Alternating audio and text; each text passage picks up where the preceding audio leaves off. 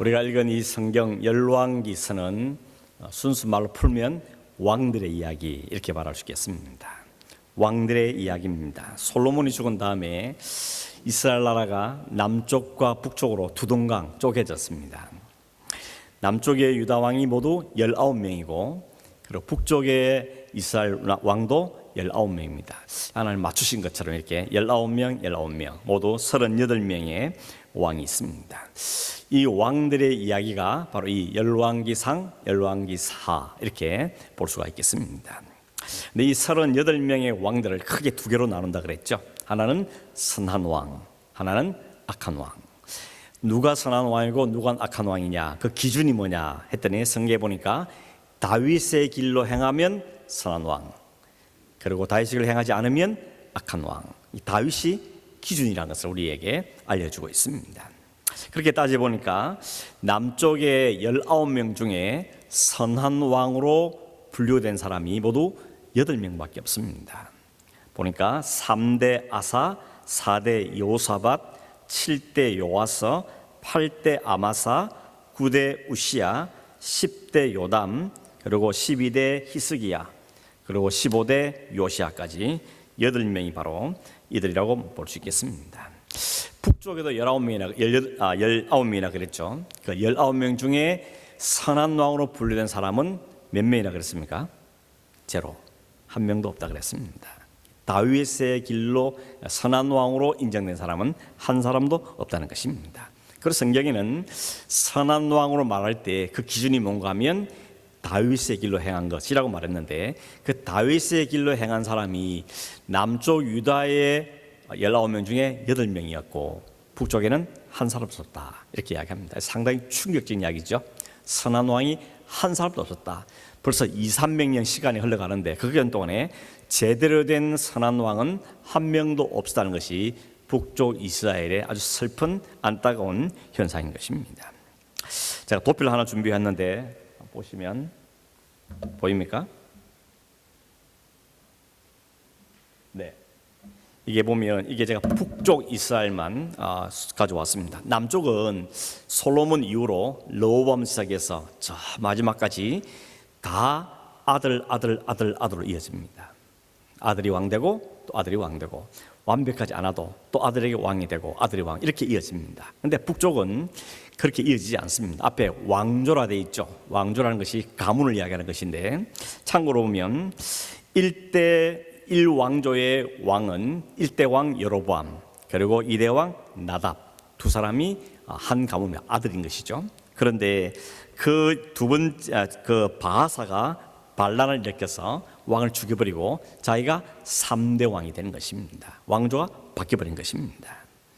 그 바하사의 아들이 엘라인데 엘라 시대에 시므리가 모반을 일으켜서 자기가 5번째 왕이 되는 것입니다. 그러나 이 시므리는 7일밖에 왕을 못합니다. 이 신하가 장군이 반란을 일으켰는데 그걸 알고 백성들이 너 뭐냐? 그 7일 만에 잘라버리고 대신에 오므리가 왕이 된다는 것입니다. 이렇게 북이스라엘은 계속해서 왕의 자리가 계승되지 못하고 반란 또 왕이 죽고 신하가 죽고 죽이는 일들이 계속 반복되는 것이 이스라엘의 역사입니다. 그리고 역대기에 넘어가면 역대기에는 이제 남쪽 유다 왕 이야기만 다시 기록되고 북쪽 이스라엘 왕들 이야기는 없어집니다. 왜 그런가 하면 하나님의 언약이 남쪽 유다를 통하여서 이어져 가기 때문에 북쪽 이스라엘은 사라지는 것입니다. 여러분 성경은 세상 모든 사람들 이야기를 기록한 건 아니죠. 성경에 등장하는 사람들은 대부분 하나님의 언약에 필요한 사람들, 하나님의 나라를 이루어가는 데 필요한 사람들 이름이 기록되어 있는 겁니다. 그러니까 다 있는 것이 아닙니다. 하나님의 언약이 다윗으로 솔로몬으로 이렇게 이어져 가는데 르호보암으로 이어지면서 남쪽 유다를 통해서 이어져 가는 겁니다. 그래서 그 하나님의 언약이 이어져 가서 마지막에 어디로 이어집니까? 예수님에게로. 이 구원의 역사에 북쪽 이스라엘은 제어되어 버리는 것입니다. 모반을 일으키고 반역을 일으키고 이러던 사람들이 결국 역사에서 사라지고 만다는 것입니다.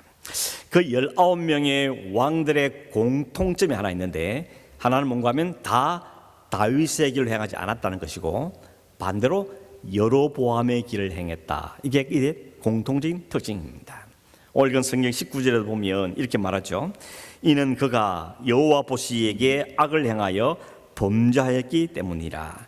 그가 여로보암의 길로 행하며 그가 이스라엘에게 죄를 범하게 한 그 죄 중에 행하였다라고 말합니다. 이 이야기가 19명의 이스라엘 왕들에게 공통적으로 반복된 이야기입니다. 다 여호와 보시기에 악을 행하고 여로보암의 길로 행하였다라고 이야기한다는 것입니다. 그러면 여로보암의 길이 도대체 뭐냐, 뭐길래 이렇게 아주 끔찍한 결과를 낳았을까 하는 것입니다. 일단 여러분, 여로보암이 어떻게 왕이 된지는 이미 좀 아시죠? 다시 말씀을 드리면 한마디로 말하면 솔로몬 때문에 왕 된 사람이죠. 다윗의 아들이 솔로몬인데 솔로몬이 왕이 됐을 때 하나님께 기도했죠. 1,000번제를 드렸습니다. 그때 하나님께서 너 내가 뭘 해주면 좋겠냐, 마음이 너무 좋으셔서 그렇게 말했더니 솔로몬이 하나님, 이 많은 백성을 잘 다스릴 수 있는 지혜를 주십시오. 그때 하나님이 오케이, 마음이 너무 좋으셔서 지혜를 주고 보너스로 네가 구하지 않은 부와 영광도 주겠다. 그래서 그에게는 지혜도 얻고 부도 얻고 영광도 얻고 세상에 이 솔로몬 가운데 없을 만큼 모든 복을 받은 사람이 솔로몬이었던 것입니다.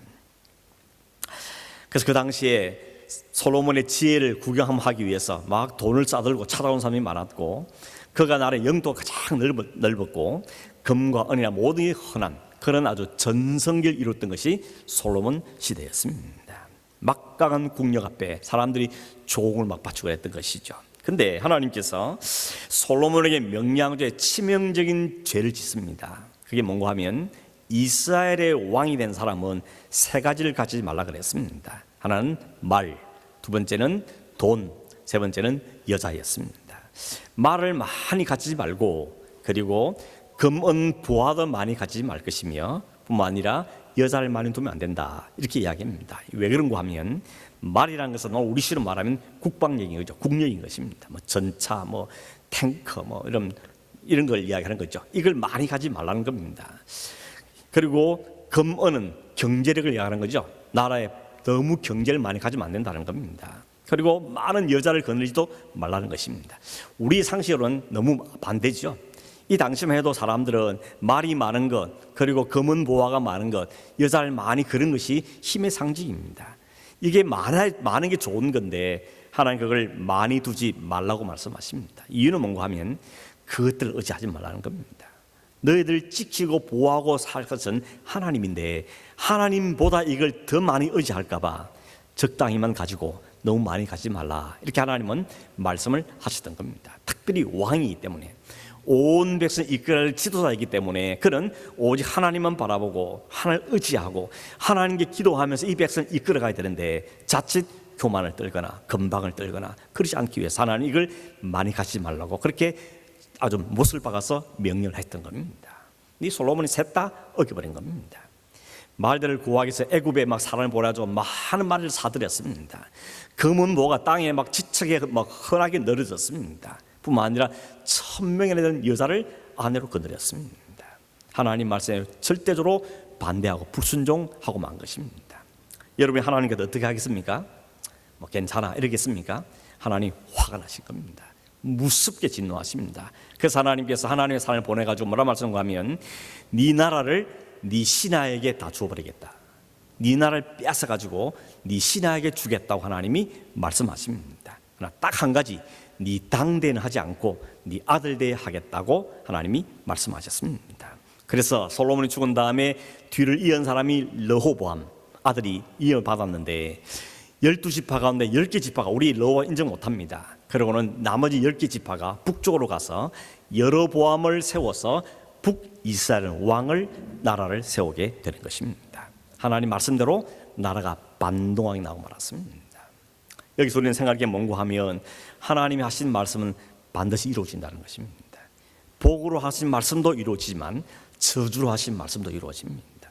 여러분, 그래서 하나님 말씀에서 우리는 경각심을 가져야 됩니다. 너무 쉽게 생각하고 너무 소홀하게 생각하고 너무 무시하면 안 된다는 겁니다. 하나님 말씀 우리에게 복으로 주신 말씀이든지 경고의 말씀을 주신 말씀이든지 그건 반드시 이루어지기 때문에 하나님 말씀에 두려운 마음이 필요합니다.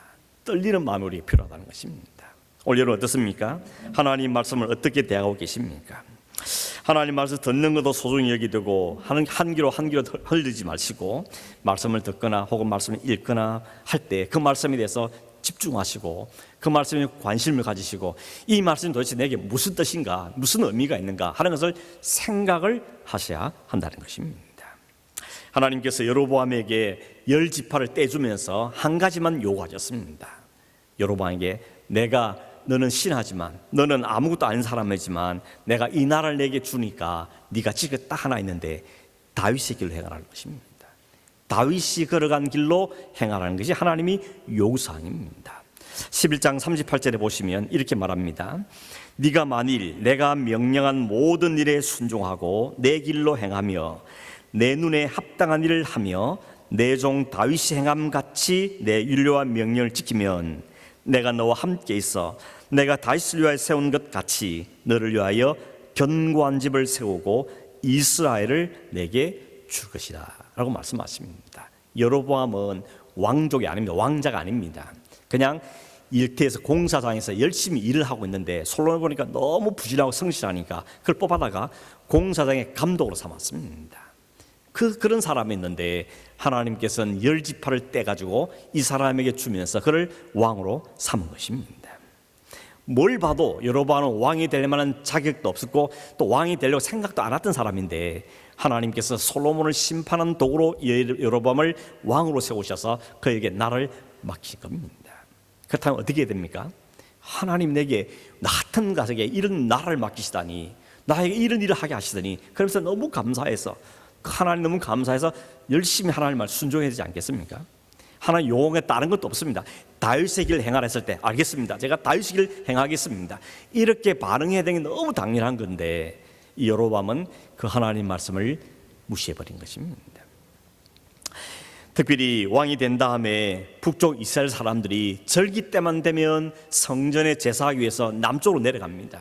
예루살렘에 성전이 있으니까 그걸 자꾸 내려가니까 이 여로보암이 생각하기를 야 이거 큰일 나겠다 잘못하면. 왜냐하면 분명히 솔로몬의 아들 르호보암이고 그 사람에게 정통성이 있기 때문에 나는 아니기 때문에 이 백성들이 자꾸 생각하다가 하면 정통성은 저 르호보암에 있는 거니까 여로보암은 왕이 아니다. 그러고는 자기를 죽여버리고 모든 백성이 다 르호보암한테 가지 않을까 이런 마음이 불안함이 생긴 것입니다. 그래서 이 사람의 선택이 뭔가 하면 이 사람도 하여금 남쪽으로 못 가도록 국경을 막아버린 것입니다. 그 이유가 성전에 제사하러 가는 거기 때문에 성전에 제사하러 거기 갈 필요 없다. 여기서 제사 지내라. 그리고는 금송아지를 만든 2개를 만든 다음에 하나는 베델에 하나는 단에다가 세워두고 이가 우리를 인도한 신이다. 그러면서 여기서 제사 지내면 된다라고 백성들에게 이야기한 것입니다. 그런데 성경은 뭐라는가 이렇게 말합니다. 이 일이 죄가 되었다고 이야기합니다.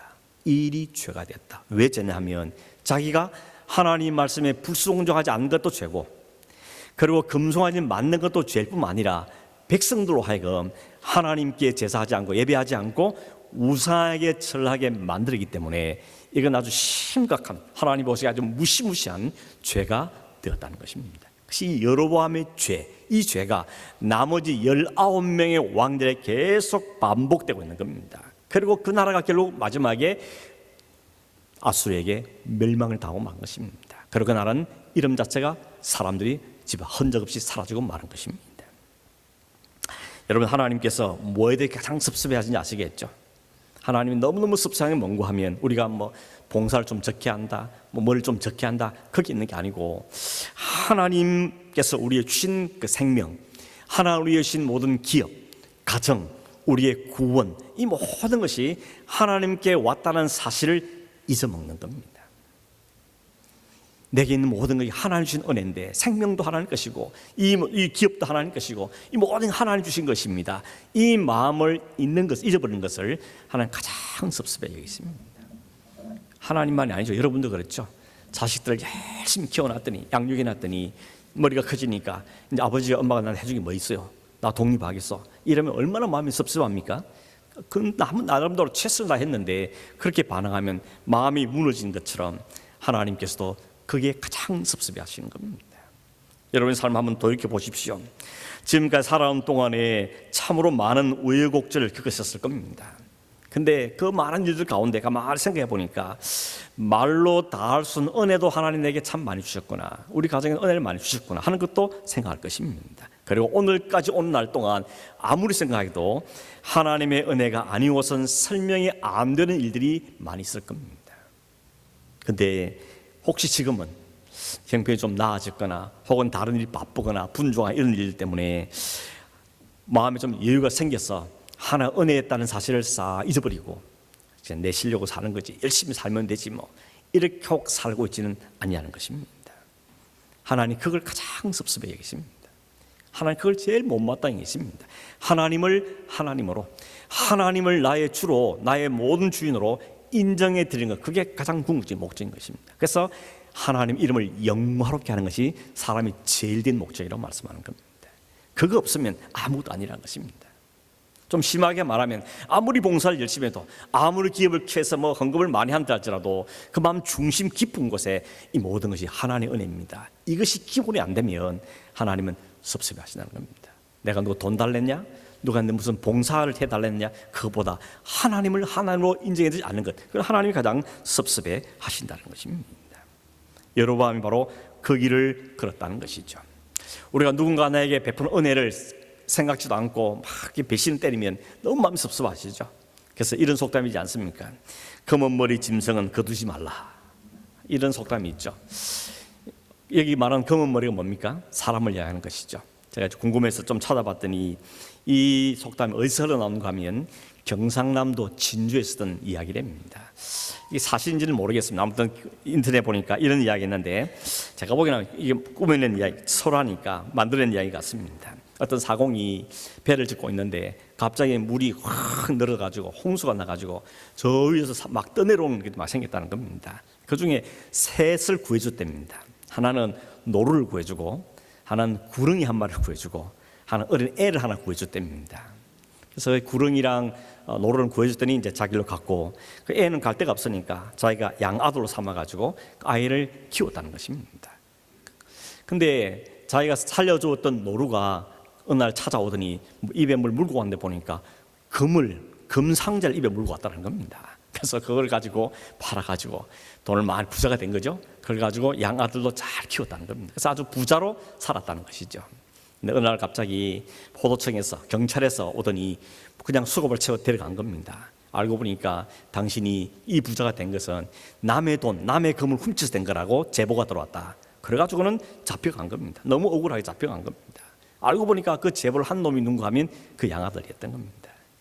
키워준 건 생각지도 못하고 아버지가 부자가 되니까 저 재산 내가 찾아야 되는데 어떻게 찾을까 고민하다가 아버지를 고발했다는 겁니다. 너무 억울하게 감옥에 갇혀 있는데, 하루는 감옥에 있는데 자기가 살려줬던 구렁이가 오더니 발을 깨물었다는 겁니다. 그래서 얼마나 아픕니까? 상처가 나서 막 죽겠는데 이 구렁이 다시 갔다 오더니 입에 약초를 하나 물고, 풀을 하나 물고 왔다는 겁니다. 그걸 싹 발랐더니 이 상처가 나았다는 겁니다. 때마침 바깥에 그 포도청의 사또가 구렁이에 물려가지고 지금 병실에 누워있다는 겁니다. 그래서 이 약초를 발에 놨다가 알려줬더니 그걸 가져가지고 사또한테 발랐더니 나았다는 겁니다. 사또가 너무 고마우니까 그 사람 이야기를 들어주고 알아보니까 이렇게 된구나. 그래서 그 사람을 풀어주고 이 나쁜 양아들을 감옥에 집어넣었다. 뭐 이런 이야기에서 흘러나왔다는, 믿거나 말거나 이런 이야기가 있는 걸 봤습니다. 어쨌든 여기 하는 이야기는 뭐겠습니까? 짐승은 은혜를 베풀었더니 은혜를 갚는데 이 인간은 어떻게 은혜를 베풀어도 은혜를 배신으로 갚느냐, 이런 이야기를 하는 속담이라고 말할 수 있는 것입니다. 여러분, 사람도 그런데 하나님께 우리의 모든 걸 주셨는데, 아들까지 내어주셨는데 그 하나님 은혜를 모른 척 하거나 입싹 닦거나 오히려 하나님께 배신을 때리면 하나님 얼마나 섭섭하시고 얼마나 진노하시냐는 것입니다. 오늘 여러분, 하나님 은혜를 얼마나 잘 알고 사십니까? 얼마나 은혜에 감사하며 살고 계십니까? 모든 하나님 은혜입니다. 말은 하는데, 찬양도 하는데 실제 우리의 삶에서 그 은혜에 너무 감사해서 그렇게 살고 있느냐, 모든 것이 하나님 은혜가 우리의 모든 기본 되고 있는가 하는 점들을 한번 생각해 보기를 바랍니다. 제가 이 설교 좀 하다가 은혜라는 곡을 다시 한번 보게 됐습니다. 손경민이라는 분이 작곡한 곡인데 제가 설교 후에 이걸로 부를 겁니다. 그런데 가사가 보면 한마디 이런 거죠. 지금까지 내가 누렸던 모든 것이 그냥 당연히 있는 줄 알았는데 알고 보니까 하나도 빠짐없이 하나님의 은혜더라. 이게 찬양의 가사의 곡입니다. 이분이 목사입니다.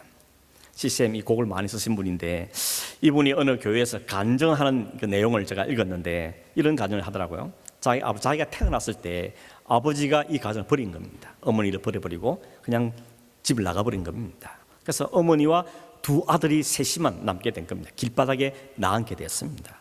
어머니가 이 두 아들을 어떻게든지 먹여 살려야 되니까 너무 고생을 많이 했다는 겁니다. 남의 집에 일도 하고 또 뭐 아이들 낳는 거 돌보기도 하고 시장의 일도 하고 식당의 일도 하고 그렇게 해서 이 아이들을 키워가는 겁니다. 그런데 이 손경미라는 분이 엄마가 너무 불쌍해 보이니까 나도 그냥 있으면 안 되겠다 해서 4학년 때부터 일을 한 겁니다. 구두도 닦고 신문 배달도 하고 또 여러 가지 공장의 일도 하고 그러면서 학교를 다니면서 야간에는 또 일을 하고 이러면서 지냈다는 겁니다. 23살 됐을 때 군에 가려고 신체 검사를 했는데 너무 어릴 때 고생을 많이 해가지고 신체 검사를 했더니 간이 너무 수치가 높아가지고 넌 군대 못 간다. 네 간이나 치료해라. 그래가지고 군대도 못 갔다는 것입니다. 그 사람이 40대가 됐을 때 가만히 생각해 보니까 내 인생이 어떤 인생인가 좀 돌아보니까 한 번도 자기 어머니가 자기에게 불평한 적이 없었다는 겁니다. 오히려 아들 이 자식 둘을 가면서 늘 고마워하고 감사하면서 최선을 자기들 양육했다는 것을 깨닫고는 하나님 마음속에 어머니에 대한 그런 감사의 마음을 주셨다는 것입니다. 특별히 새벽마다 이 어머니가 이 아들을 깨워가지고 30분 걸어서 교회를 간 다음에 새벽마다 제일 앞자리에 앉아서 눈물로 이 아이들을 위해서 기도를 했다는 거예요. 이게 마음에 확 남아있다는 것입니다. 어떤 때는 밤늦게 엄마가 돌아오면 아이들 벌써 자고 있으니까 와서 자고 있는데 이 아들이 자다가 가만 어쩌다 보면 얼굴에 뭐가 뚝 떨어지는 것이죠. 보니까 엄마가 이 아들들을 위해서 이 자식들 위해서 눈물로 기도하다 보니까 눈물이 떨어져서 아들에게 떨어지는 경우도 있었다고 그렇게 이야기하면서 힘들 때마다 기도하고 금식하고 그러면서 자기들을 양육했다는 것을 깨닫게 됐다는 것입니다. 목사 안수를 받기 전에 가사를 하나 썼는데 그 곡이 바로 은혜라는 가사였습니다. 써놓고는 묵상을 하고 또 생각하고 있는데 그 주제, 그 흐름이 뭐였는가 하면 무슨 가사인가 하면 지금까지 하나님이 내게 은혜가 뭔가 삶의 은혜가 무엇든가 하는 것을 헤아려 보면서 이 가사를 썼다는 겁니다. 근데 한 1년 지나면서 생각이 바뀌기를 은혜가 아닌 게 뭔 걸 생각했다는 것입니다. 그렇게 은혜가 아닌 건 뭔지를 잘 생각해 보니까 아무것도 한 은혜가 아닌 게 없더라는 겁니다. 처음에는 은혜가 뭔지 찾아보려고 가사를 썼는데 가사가 바뀌어가지고 은혜가 아닌 게 아무것도 없다는 걸 깨닫고는 그 가사를 다시 쓴 것이 오늘 우리가 보는 이 가사라는 것입니다.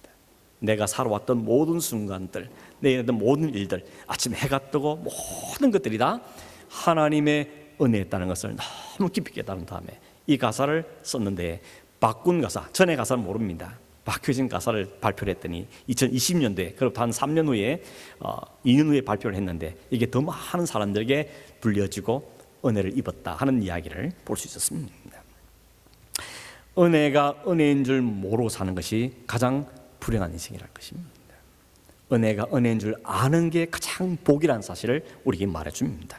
여로보암의 죄가 바로 그거라는 겁니다. 이런 눈으로 드러나는 겉으로 드러나는 여로보암의 죄는 뭔가 하면 우상숭배입니다. 금수화를 만들어가지고 온 백성들을 그 절하게 만들었으니 이 무시 못한 죄인 거죠. 그런데 알고 보니까 그 모든 죄의 출발점이 뭔가 하면 결국 하나님의 은혜를 잊어버렸기 때문에 생겼다는 것입니다. 하나님의 은혜를 알았더라면 그런 짓 안 했을 텐데 하나님 자기의 왕이 된 것과 지금 인생을 누리는 것이 하나님의 은혜를 깨닫지 못하기 때문에 망하기 때문에 자기 실력으로 자기 마음대로 살고 자기 생각대로 살고 하나님 말씀을 무시하며 살았던 것이 바로 그에게 죄라는 것입니다. 그 반대가 다윗의 길이라 그랬죠. 다윗의 길은 어떤 길입니까? 그는 하나님 이렇게 말씀합니다. 평생 하나님을 바라보고 하나님의 말씀을 지키며 순종하며 살아갔던 길이 다윗의 길이었다 이렇게 말하는 것입니다. 두 길이 완전히 다르죠. 하나는 하나님의 말씀을 기억하고 그 말씀에 순종을 사는 것이 다윗의 길이고 하나님 말씀을 버리고 자기 생각, 자기 눈에 보이는 대로 살았던 것이 여로보암의 길이었다는 것입니다. 그런데 그 출발점을 보니까 끝은 완전히 다르죠. 다윗의 길은 생명과 영생인데 예수 그리스도요 생명으로 가는데 여로보암이 간 그 길은 멸망과 사망의 길이라는 것입니다. 근데 출발점을 가져보니까 첫 출발 어디서 받는가 하면 하나님의 은혜를 아느냐 모르냐 여기서 갈라졌다는 것입니다. 다윗은 자기의 왕됨과 자기가 죄를 지은 이 모든 것에도 하나님의 은혜로 내가 살겠다는 것을 절실하게 깨닫기 때문에 그는 하나님 말씀에 순종하는 삶을 선택하고 그 삶을 살았다는 것입니다. 우리가 잘 아는 것처럼 다윗도 실수를 했습니다. 실패도 했습니다. 그래서 열왕기상 15장 5절에 보니까 이렇게 말합니다. 다윗이 우리아의 일 외에는 평생의 여호와 보시기에 정직하게 행하고 자기의 명령하신 모든 일을 어기지 아니하였다. 실수는 있습니다. 실패했습니다. 그때 하나님이 선지자를 보여서 아주 신랄하게 책망했습니다. 그때 다윗은 핑계하거나 변명하거나 혹은 다른 사람 탓하거나 부정하지 않죠. 철저하게 회개했습니다. 하나님, 내가 이렇습니다. 내가 태어날 때부터 죄 중에 태어났고 내가 하는 게 죄악입니다. 하나님, 이 죄인을 용서해 주십시오. 왕임에도 불구하고 체면과 체신 다 벗어버리고 침상에 눈물을 적시면서 하나님의 간절하게 은혜를 구했더니 하나님 그 눈물을 보셨습니다. 그를 받아주셨습니다. 용서하셨습니다. 그리고는 내 마음에 합한 자다, 다윗 같은 자가 없다라고 하나님은 말씀하시고 네 나라를 영원히 내가 견고하게 할 것이고 너 손에서 메시아 그리스도가 탄생하게 할 거다, 하나님의 왕국을 이룰 거다 하는 엄청난 축복을 다윗에게 주셨던 것입니다. 여로보암도 마찬가지입니다. 그가 금수저를 만들었을 때 하나님 사람을 보내죠. 그런 왕이 이러면 안 됩니다. 하나님의 불순종하는 겁니다. 하나님 기뻐하지 않습니다. 그렇게 경고했지만 여로보암은 듣지 않습니다.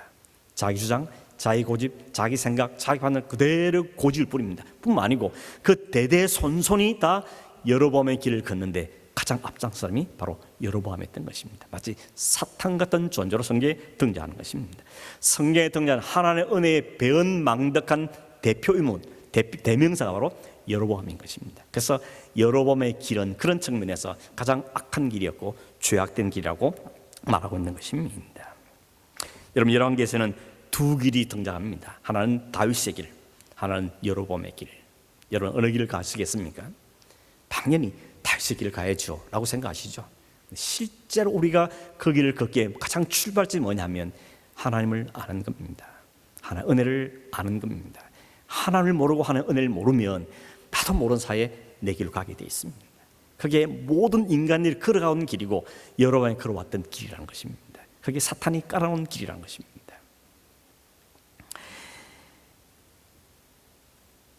극과 극의 길입니다. 결과는 완전히 다릅니다. 그런데 그 출발점은 하나님을 아는가, 하나님의 은혜를 알고 사는가, 거기가 첫 출발점 사실 우리는 기억할 필요가 있는 것입니다. 다윗에게 주어진 가장 놀라운 축복은 바로 언약이죠. 예수 그리스도 메시아에 대한 언약입니다. 그래서 다윗의 길을 걷는다 말은 다르게 말하면 다윗 편에 섰다 혹은 다윗 언약 안에 거한다는 것입니다. 다윗을 통해 이루실 예수 그리스도의 언약, 그 언약에 거하는 것, 메시아를 그리스도를 구주로 모셔 사는 것, 그게 바로 다윗의 길을 걷는 사람이 주어지는 길이고 복이라는 것입니다. 그 길을 걷는 사람에게 하나님은 놀라운 하나님 나라를 우리에게 약속해주고 있는 것입니다. 그러나 여로보암처럼 하나님의 은혜를 잊어버리는 순간 자기대로 살게 되고 자기 의지로 살게 되고 자기 욕망을 살고 자기 왕자를 유지하게 살게 되고 그렇게 살다 보니 결국 마지막 가는 길은 언약 바깥의 삶을 살게 되는 것입니다. 여러분, 언약 안에 있다는 것이 엄청난 축복인 것입니다. 그리스도 안에 있다는 그 사실 때문에 우리는 생명으로 영원한 생명을 얻게 되어지고 하나님 나라를 얻게 되는 놀라운 축복을 가지게 된 사람이 되어지는 것입니다. 별것 출발이 별것 아닌 것처럼 보이지만 그 끝에 가면 영원한 사망이냐 영원한 생명이라 그 길로 나누어지더라는 것입니다. 말씀을 맺습니다. 여러분, 오늘 우리도 여전히 우리 앞에는 여전히 두 길이 놓여 있습니다. 다윗의 길로 가라고 하나님 말씀하십니다. 여로보암의 길에서 떠나라고 말씀하십니다. 머리로는 잘 압니다. 지식적으로 동의합니다. 실제로 우리의 삶에서 하나님을 선택하고 하나님을 알고 하는 은혜에 붙잡혀 사는가 하는 건 또 다른 문제라는 것입니다. 우리가 매일매일 해야 될 일은 바로 그것이죠. 하나님을 믿는 믿음이 우리에 있어야 됩니다. 결국 믿음이 모든 걸 결정하는 것을 우리에게 보이고 있는 것입니다. 여로보암의 길을 떠나야 합니다. 자기를 부정해야 한다는 것입니다. 십자가 그리스도를 붙잡아야 한다는 것입니다. 우리를 모든 걸 내신 그 그리스도만이 나의 생명이나 사명인 것을 알아야 됩니다. 깨달아야 되는 것입니다. 그리고 그 말에 순종할 때 하나님께서는 우리가 생각도 못한 엄청난 것들을 약속하시고 보장해서 마련해 주시고 우리를 그에 제공해 주신다는 사실을 다윗을 통해 우리에게 보여주고 있는 것입니다. 그러나 반대로 여로보암이 선택한 그 길에는 사망, 멸망, 죽음, 없어지는 것밖에 없다는 사실을 우리는 기억할 필요가 있는 것입니다. 오늘도 성령이 우리 마음을 두드리시고 말씀을 우리에게 말씀하실 때 우리의 마음을 활짝 열고 주님 나의 왕이 되어 주십시오. 내가 이 여호와의 길을 주님의 길을 가기를 원합니다. 모든 하나의 은혜인 줄 알고 살기 원합니다. 이 고백이 매일같이 여러분 삶에서 이루어지기를 주의 이름으로 축원합니다. 기도하겠습니다. 고마우신 하나님 아버지, 하나님 편에 서고 주의 말씀에 순종하며 하나님이 예비하신 놀라운 은총 가운데 거하는 우리의 인생이 되기를 소망합니다. 그래서 하나님 알기를 원합니다.